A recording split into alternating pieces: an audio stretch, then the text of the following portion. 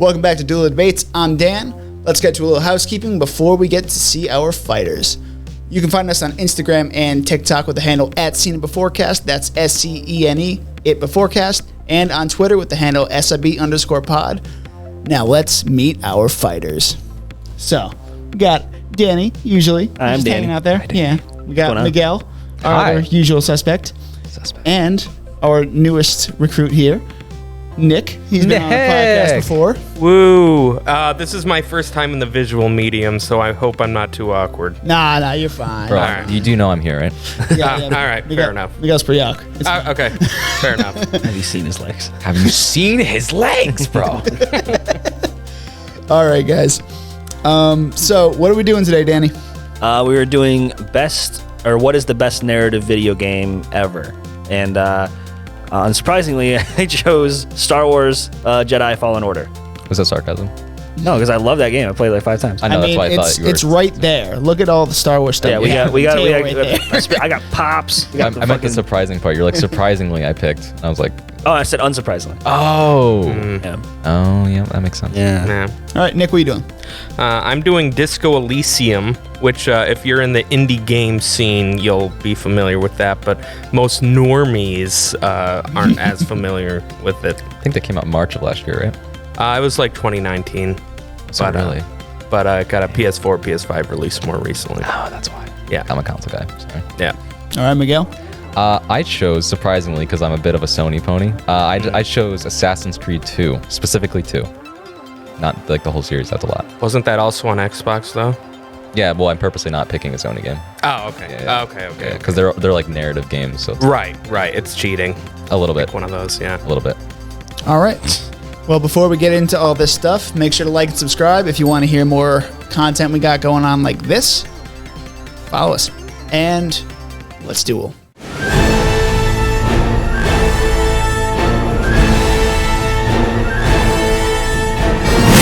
All right. We are ready to duel. God is ready to judge you all, maybe equally. We'll see. I don't know. Depends how chaotic I'm feeling today.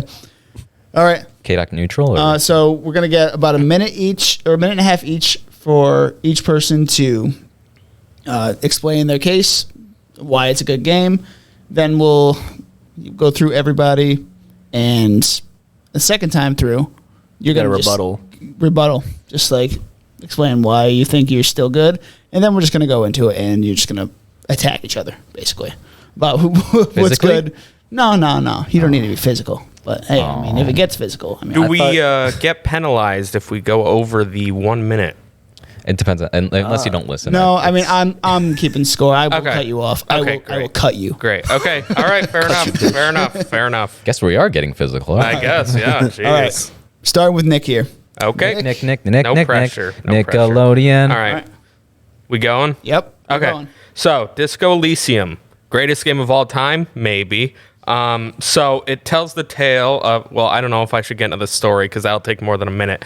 It's a narrative game. It's unlike other like big time AAA games. It feels less like a movie and more like a book, which sounds bad, but I mean it in the best way possible because it's the best written book ever in video game form. And basically, every aspect of the gameplay mechanics kind of feed into the narrative, from leveling up to like the dialogue. Everything kind of feeds into this greater narrative of you trying to piece together your broken identity based on you getting amnesia from doing too many drugs and trying to solve a murder mystery at the same time. So it's a detective story. It's a story about figuring out who you are. And 1 minute. Okay, that's it. You got a whole minute. I've got a whole minute. Yeah, you got a Shit. whole other minute. Keep going. Okay. So, I guess I can go a little bit into the story. It's one of the most unique, fleshed out worlds I've seen in a video game, and some of the like prettiest art I've seen. It's kind of minimalist because it's an indie game. They don't have a AAA budget, but they make it work, and it's very expressionist. 30 seconds. And it's what else? What's important? It's got some of the most memorable AI characters, some of the best written characters. You have an AI partner who basically, despite you being a fuck up, detective, keeps you on the rails, keeps you on the objective, and I guess I'll get more into it later. All Did right. you say rap? I said rap. 8 cards, straight bar. No, sorry, continue. No, like a Please chicken don't club wrap. Dude, Kind of wrap. dude, a chicken wrap with barbecue sauce, lettuce, and American cheese right now. Oh, Hit the spot. God, dude. Yeah. Don't get me hungry. Don't get God hungry. He won't like I God didn't when eat he's this hungry. morning yet, so and then I gotta go to work. So I had Cocoa Krispies. I actually did. is that like Rice Krispies? No, but like I actually eat Special K every morning. special. Okay, good for Yeah. you. You're staying healthy. Yeah, chocolatey delight. No, it's not healthy. Oh, chocolate. Okay. Yeah. Special K usually like the No, they advertise that, but it's not. Oh, I mean, it's like does that have better like a than- shit ton of sugar in it? I mean, they all do. It's just better than most. It's not great. Okay. Yeah, so I mean, All healthy right, compared guys. to How like Raisin to, Bran like, is Cocoa better than Krispies most. or like Enough about Apple food Jacks. here, y'all. All right, Miguel. Apple Jacks. You're one up. top this time. Oh, You ready, you said Miguel? y'all. Sorry. yeah, I'm good. All right. And whenever you're ready, you can begin. Can you tell me? 3, 2, 1, begin. Assassin's Creed 2 is one of the best narrative experiences of its time. We could have. I would usually pick a Sony game because Sony games are very narrative, and you could do a whole debate on just Sony games. But anyways, the foundation of the main character's story was so exceptionally put together, which is key as that's the player you become as you play this game, and it's the only character you are controlling when you're playing this game. It's worth mentioning he is the only assassin to get not only a sequel, but 2 more games, a short story, and easily the reputation as the most recognizable character in the Assassin's Creed lore, and a global icon for video games, generally speaking.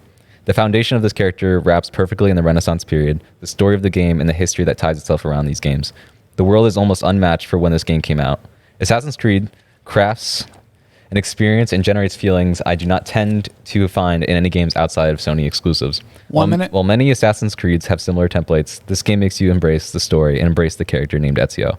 Whether it is the exposition where you see Ezio as a pompous, wealthy asshat who has no idea how the world works to regular people, but then as the story progresses, an event happens that resets your initial feelings for him, and you get to experience this person rebuild, reshape himself into the symbol of hope against oppression and corruption. The music swirls around you in this game from every nook and cranny of the game and generates the sensational 30. highs and lows throughout your body that perfectly coordinates with where the story takes you. To end the summary, a game 13 years later still lives on the mind of anyone who's played it. Ezio Auditore di Firenze is a name in gaming that will live on in for a very long time. Moments from this game give me chills every time I think of it. Just humming the music brings back the story and wishes those feelings back into me that not many games outside of Sony Rap. games can convey. Oh, all right. Damn, right on Right time. Right on there. I had another paragraph. Oh, okay. Not so great then. Not bad, not bad, not bad. It's okay. The paragraph was just the words. All right, Danny. We got a Okay. little Fallen Order here. Yeah, I did. Okay, whenever you want to start me. Yeah, Ginger Jedi, hold Ginger up. Jedi. Slow your roll there, boy. Representation. Sushi roll?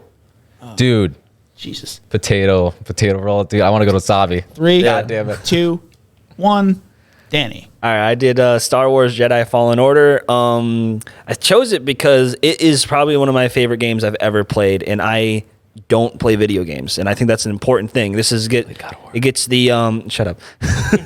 It gets the normie, as Nick said, interested in something that in playing a video game and like making like just video game mechanics. I've never been like that, like Call of Duty. I'm a very normie person when it comes to video games. But the story enthralled me because it gave me a new Jedi in a world that I'm already familiar with and I already like. It expanded on and did a story that like showed him struggling with his failure of Order 66, then him being haunted by his mentor that passed, and him trying to rebuild and relearn the skills to be the great Jedi that he's supposed to be, all while fighting the second sister, who is an ancillary kind of step in for the dark side, the representative of the Sith and the Empire, the big enigmatic force, and it's all about rebuilding yourself, and that's what I think, in a way, it made up for the healing a little bit of the fandom, or at least for me, because when the sequel trilogy, Last Jedi specifically, came out, I was kind of on the side that wasn't too on board with what was happening. This game saved it for me, and the mechanics fit perfectly into the game with the story by showing you progress and relearn those Jedi skills. and it's really fucking fun to play. So that's me rapping. Oh, all right. Wrapping up early. All right, y'all. Now it's time for the second rebuttal round. Rebuttal round. There we go. Nick, whenever you're ready, you can kind of start tearing them to shreds a little bit and hyping up your own game. So whenever you're ready, you're going to have about a minute and a half or so. Gotcha. All right. Okay, great. Nick. 3, 2, 1, go. Okay, so those two games are classics, modern classics in their own ways, but they're lacking one essential thing. Can you punch a child in either of those games? This is a narrative argument. It's in the narrative. Can you punch a child? I know this is totally off topic. Have you seen High on Life ad? Seen what? The High on Life new game ad? No. Literally, the ad is about shooting a child in a video game. Oh no, I did see that with the Morty gun. Justin Roiland. Yeah. I did. He goes, "Oh my god, you're gonna shoot a kid!" I paused your time, Nick, so you can keep going. Yeah. My bad. Okay, sorry. So no, that's a joke, not meant to be my whole case. But I will say that despite not being as cinematic a game as the two you're mentioning, Disco Elysium does a lot for like character development and writing, and you basically form your character based on your interactions with others. So based on the dialogue you choose, you become this detective. You start off as a blank slate who's just hungover as hell, and by the end of the game, you're a completely different cop. So you can get the title Sorry Cop for apologizing to others too much. You can get the title Apocalypse Cop from saying, "Oh, the world's ending to everyone you see." And it gives you a lot of freedom. It doesn't put you on rails necessarily. Like, the story ends the same way no matter what, but you as a person can end up completely different. So it gives you a kind of like narrative, like tabletop role-playing freedom that you may not see in other games. So All right. Good stuff, Nick. Good stuff. MIguel? 3, 2, 1, go for it. So I love Jedi Fallen Order. Yeah. Just to put that out there. I do love this game. However, the story is a little bit, it's not terribly unique, to be honest with you. The Jedi, the Padawan getting separated from their master during Order 66, I feel like that has been done, like, maybe not in mainstream like that game was, but that's not like a totally new story path. It was a good story.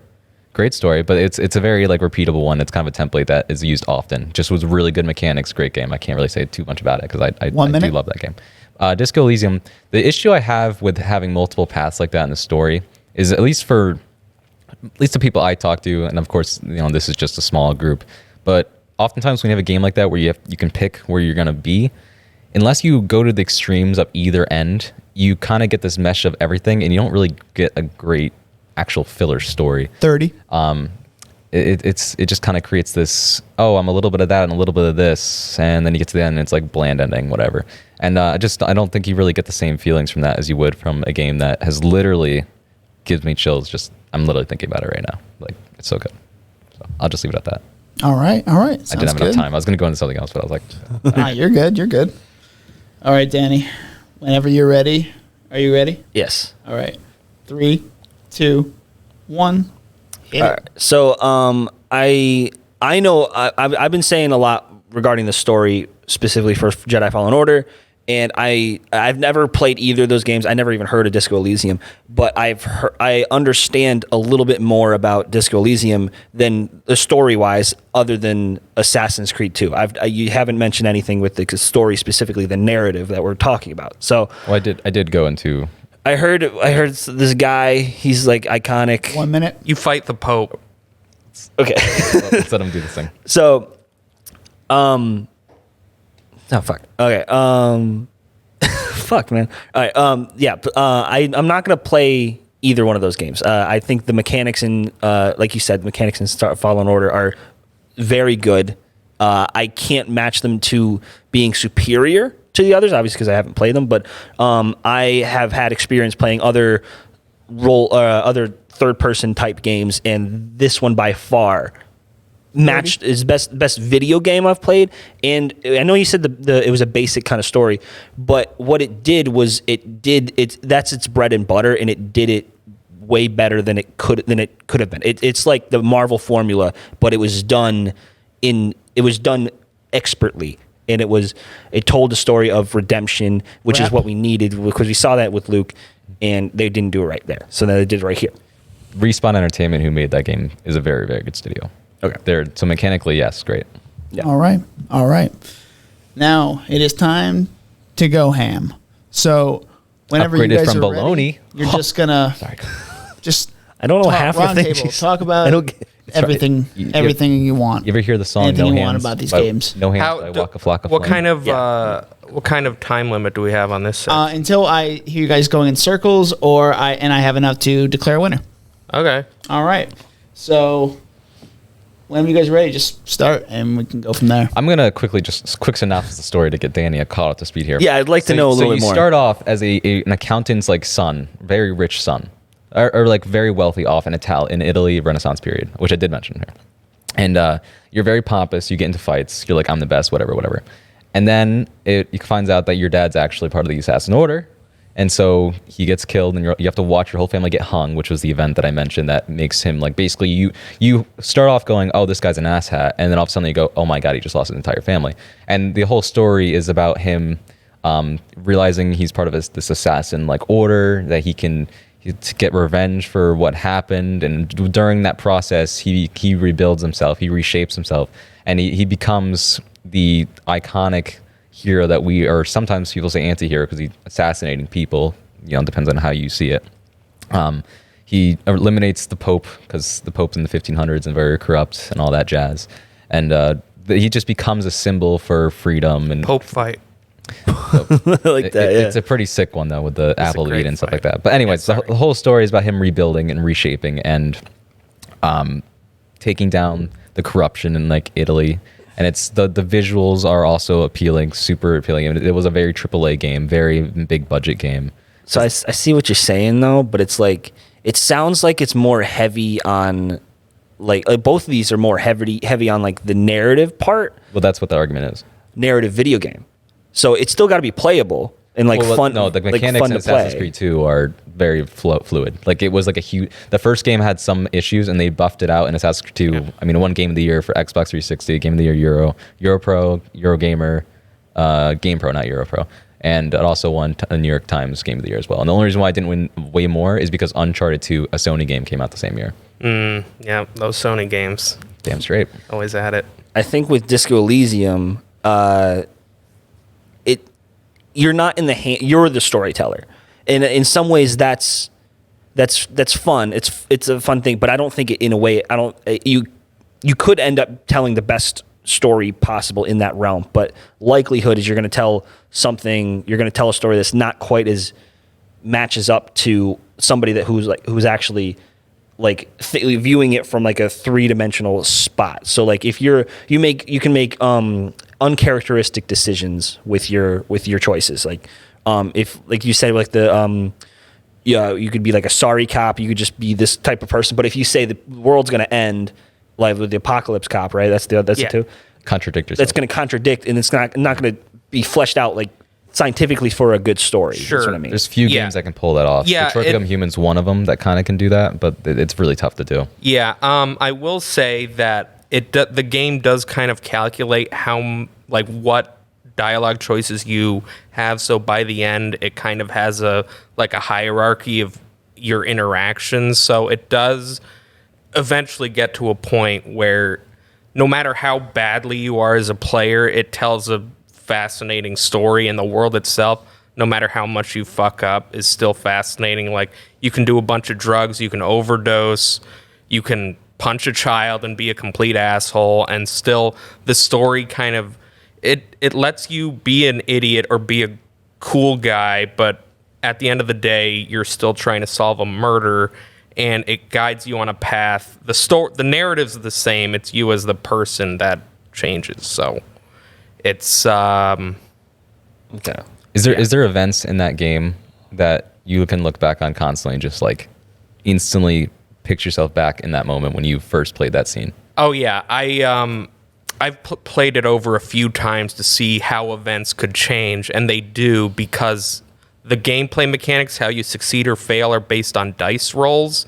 Okay. And so you can fail a dialogue exchange based on dice rolls, but the story doesn't stop when you fail. It keeps going. So even when you mess up, the story pushes forward. The only way to get a game over is to run out of mental health or physical health. Been there. And you boost it by taking drugs. So, Nick, it's kind of like D&D in a way, is what you're saying. It's heavily inspired by tabletop role-playing games, yes. So, like, you boost your chances of succeeding a role based on how you level up different, like, thoughts in your head. So you can level up the authority thought, like, set, so you can be more authoritative with others, or you can level up your, like, physical thoughts, so you're more aggressive, you can kick down a door, lift weights. So there's all sorts of stuff you can do that that don't push the narrative forward, but it helps you level up. Mm-hmm. I see what you're saying. Back to Fallen Order though.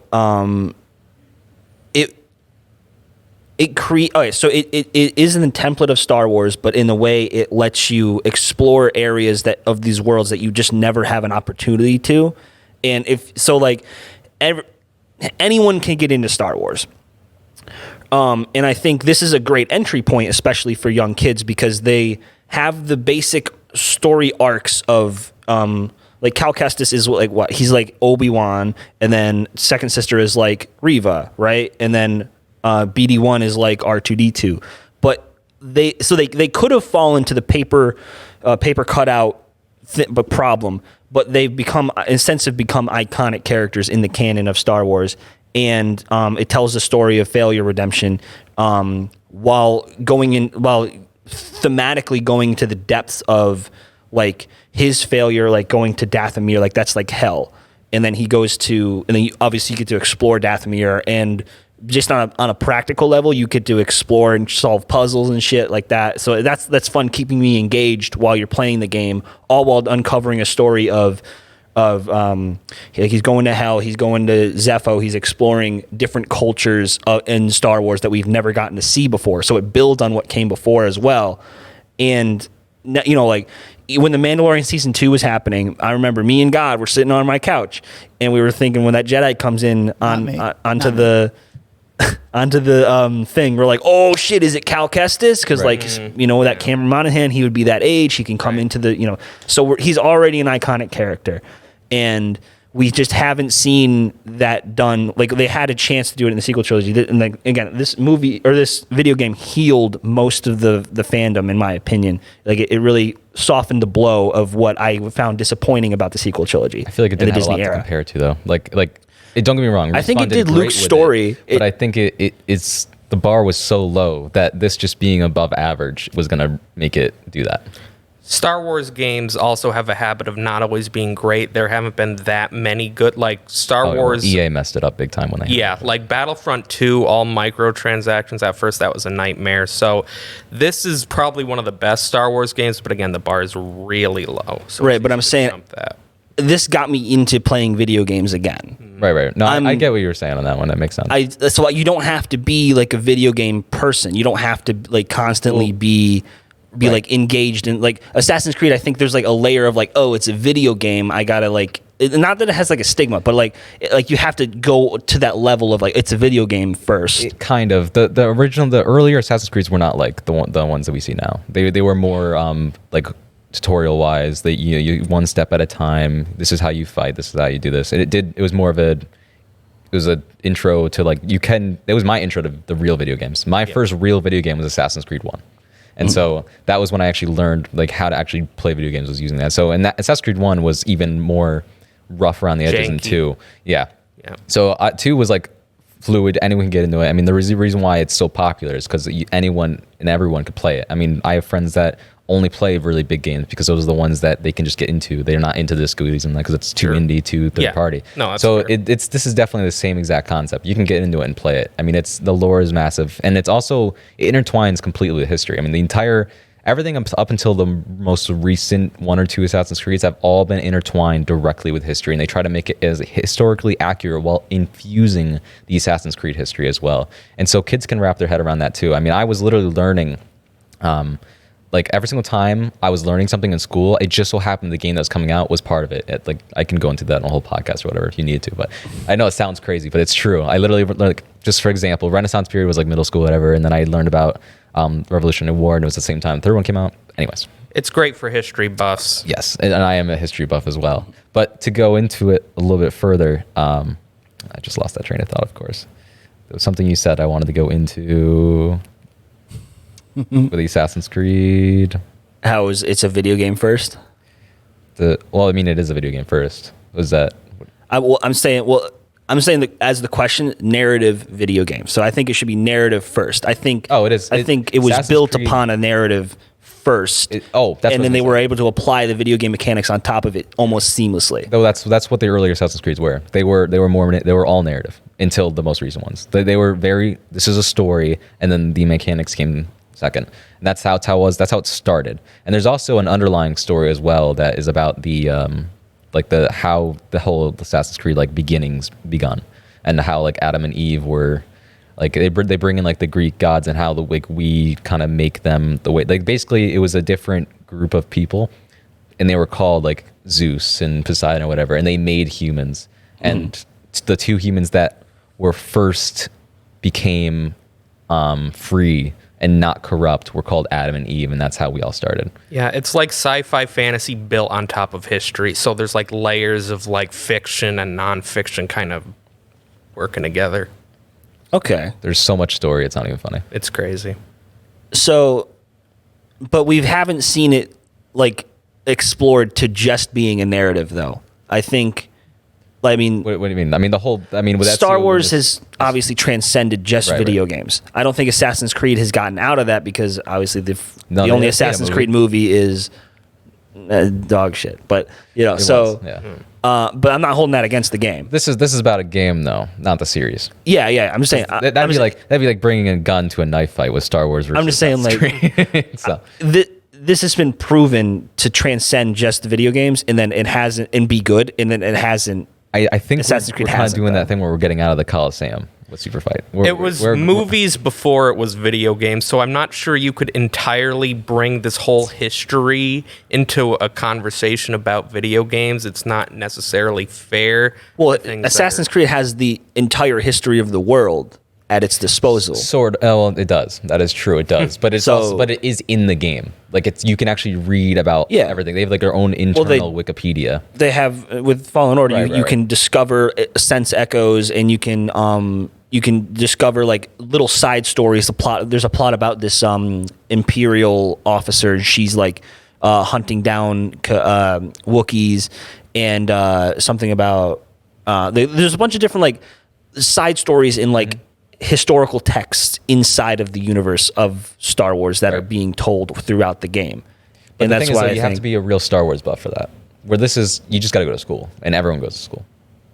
You can connect they make it very easy for you to just be like, oh yeah, I remember him, and then it all connects to each other. you're kind of forced to learn about history, though. You don't have to. Most of it you don't have to. And In the game, you can just bypass everything because you can do the same thing in stuff. But no, I mean, obviously, you still meet Leonardo da Vinci. You're still meeting the people, the person who made that book that they talk about from the Renaissance period. Niccolo Machiavelli. Yeah, Machiavelli is a big one in it. Yeah. The cities you get to explore. You get to go to. I don't think you go to Rome in the second one. Technically, Florence. You go to Florence, Monteriggioni. You go to I forgot the it starts. I can't remember what the other one was, but Tuscany. You go to obviously start off in Florence, and you learn about the history and what's going on at that time period. It's all about the Renaissance. Yeah, but is that like extra stuff that you can learn, or is it? It's does it's it basically tell- infused while you're playing. It's this story. there. You can just keep going, pretend it's another fantasy environment, Well, or if you sorta. care enough. Not. Oh. I mean, during the storyline when you're with Leonardo da Vinci. and Yeah, you're- you and can't you're with ignore the, that. You can't. The cinematics parts you cannot skip. Yeah, that's true. They Yeah, make, I don't believe you can skip it in Fallen Order either. No, yeah, no. All right. But that's related guys. to the narrative, though. You can't skip the feeling of the Renaissance and Last the thoughts, intertwining everyone. with Last thoughts. history. You can't really skip that. It's all around you in that game. It's the whole environment. You can't skip it. I mean, it's literally like, all right. Okay. We all good? I'm sad. Nick, you said. Yeah. I mean, I it's hard to argue with like AAA stuff because again, I'm an indie nerd, so it's hard to compete with like these huge bombastic stories. So I'm kind of just letting these two fight it out. Though I will still say, Disco Elysium is one of the best games I've ever played, and one of the most beautiful stories that ends on like such a powerful like note that like I haven't hit that high with video games, and I can't remember the last time. So it does have a bit of a learning curve, and there is a good amount of reading you have to do. So if you're illiterate, it's not for you. That's the problem with indie games though, because they can't throw it all in your face, so they have to put it into the text. Yeah, so that is the bar you have to reach in order to really enjoy the experience. But it's like subtitles for movies. Once you are able to read those without letting it take away from the movie, you're sucked into this beautiful story you wouldn't get otherwise. All right. Good stuff. I have figured out a winner. Okay, It's Sean. Sean's the winner. Sean is Is he still here? He's somewhere. He's somewhere in the shadows. Where's my dude? In the shadows. So let's start with Assassin's Creed. I've only played maybe one of these games or so, but there is something you said about transcending history and layers upon layers of storytelling. I really like that, and I know Danny said the same thing where Star Wars transcends video games, but like, I mean, I don't know. It's got them, and then once you said the basic Marvel formula, I was like, oh my god. Well, my argument was it was a templated story, and then he was like, it's like all the other templated stories. I'm like, yeah. I was like, oh, okay. But it could have been worse, you know what I mean? But like, no, it was a good story. But it was. I think it's better than some of the movies. You know? No, it 100% is. Sure. It did what it always did, but right. Yeah. Yeah. That's not. yes, it did what it did. It did like a perfect backflip. It's definitely a good part of where it brought the sequels back, as you mentioned as well, or brought us back from the sequels. Yeah. Back again. But I don't know. I still haven't finished it. I know everything that happens in Fallen Order, but Second one is coming. second one is coming. I'm so fucking excited. That's my number one game, man. Okay, I'll admit now, I'm a brand whore. Spider-Man and Star Wars are my favorite games. Yeah. Who would have known, right? Yeah, who would have known? What a twist. Yeah. But So speaking of God's favorite games, God's favorite games are pick your own story games, narratives.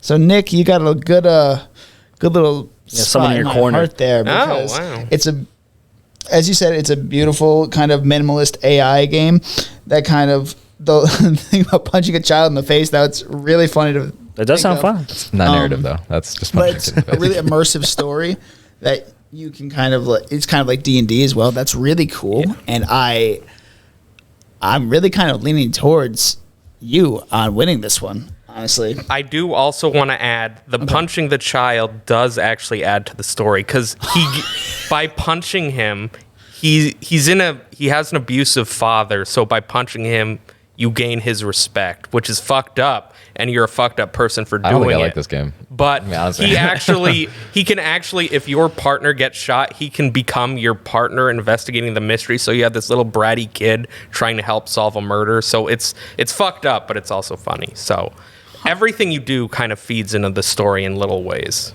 yeah. I can say that about. But then again, I God really likes open world games. So Assassin's Creed is also pretty high up right there too.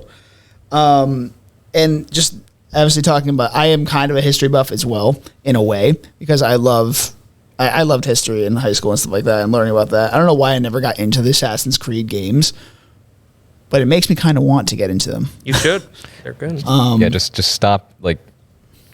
There. I started We can playing talk afterwards. Odyssey. Is that where I should stop? No, those aren't even bad. It's just they just made them different. so freaking big. Like there's too much to do. Like the older games used to be more linear. Like it was still open world, but it was linear. It wasn't like. I think that's why Fallen Order is my favorite game, because it had a very linear story. Pseudo but open. You could like open, It was like God of War. explore everything. It's like God of War. Yeah. Whereas like the Valhalla, it takes 120 hours. To Yeah, do same with everything. Odyssey. Too long. It took me. I put 430 something hours in the Odyssey. I did it's every crazy. question mark. Yeah, it's too much. Too much. Way too much. All right. But ultimately, I am going to go with Disco Elysium as the winner today. Nice. Just because He likes to pick your own stories. Do you I'm play very Detroit? into those, like the Until Dawn games, Please stuff tell like me that. Detroit Become Human. Kind of like choose your own path type of stuff. That stuff's awesome. Have you done Detroit Become Human? Oh, I love that game. Yeah. That Detroit one's Become fun, Human. too. Yeah. Yeah, was that really game's Okay. amazing. I played it It's 4 really times. good, yeah. I love it. You should play Disco Elysium too. It's on the PS4 and PS5. I'm actually interested in it now. I'm I've very never heard of it interested. until now. I don't know about the corrupted father and then beating him Yeah. to get respect. But other than that, I mean, I'll just replay punching the kid over and over. I hate kids. But you could fail the punch and then he dodged and then a kid beats you up. So now you're embarrassed. So can I go there's- back for, I for stopped being seconds? You can embarrassed. reload your I save. stopped being and embarrassed 3 years Okay. ago. Try and yeah. I just don't get embarrassed anymore. All right. Well, we're kind of wrapping it up here. So, Straight Danny, bars, 8. Sorry. I'm Danny. You can find me on Instagram at Danny_Was, my letterboxed and serialized at DJ Was, or my YouTube channel, which is just Danny Was. Cocoa Krispies. yeah. Was I Right. supposed to do that at that point? Yes. Or- Okay, cool. All right, Miguel. I think they have a thingy, and because otherwise I can't really spell very well. There you go. All right. It's spelled. All right. So you could find me on Instagram at Sir_Goofbag or on Twitter at Sir_Goofbag or on Letterboxd as Sir_Goofbag. Hell yeah, that's All very right. Are you actually, Keep it are you actually standardized. knighted? You can Love get it. knighted. You can buy it. You can be a real sir. All right. I'll Well, think about it. Nick is our winner today. We are seen before. This was Duel Debates. You can find us on Instagram and TikTok with the handle at Seen It Beforecast. That's SCENE, It Beforecast. And on Twitter with the handle SIB_pod. We love doing this content. Make sure to like and subscribe. We appreciate all your support. And we'll see you next time.